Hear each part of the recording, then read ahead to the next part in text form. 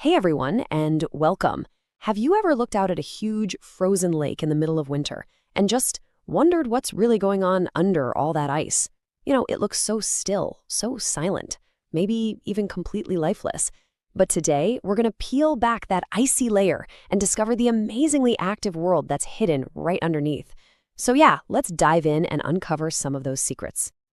Okay, so to get our heads around winter, we've actually got to start in the summer. Kind of weird, right? But stick with me. Picture a deep lake on a really hot day. The sun is just beating down, warming up the surface. Now, it seems totally logical that this heat would eventually make its way all the way to the bottom, doesn't it? Like the whole lake would be one pretty consistent, warm temperature. It just makes sense. Well, get this. That's not what happens at all, not even close. The reason why is the first big secret of the lake, and it all comes down to the star of our show today, the water molecule itself. And honestly, to put it simply, it's just wonderfully weird. To really understand what happens to an entire lake, we first have to get a handle on the two, let's call them, thermodynamic superpowers that water has. And these aren't just some weird little quirks. They are the absolute reason why life on Earth, and especially life inside that lake, is even possible. And these superpowers are, well, they're a fascinating duo. First up, water has a super high heat capacity. You can think of it like a rechargeable battery, but for heat.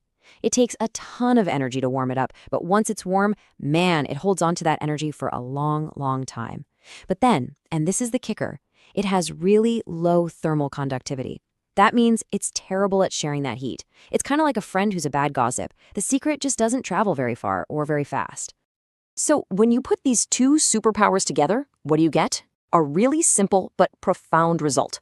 Water heats up very, very slowly, and it cools down very, very slowly. And that resistance to change, that is the absolute key to understanding the secret life of a lake. All right, so let's see what happens when you take these properties and blow them up to the size of a whole lake.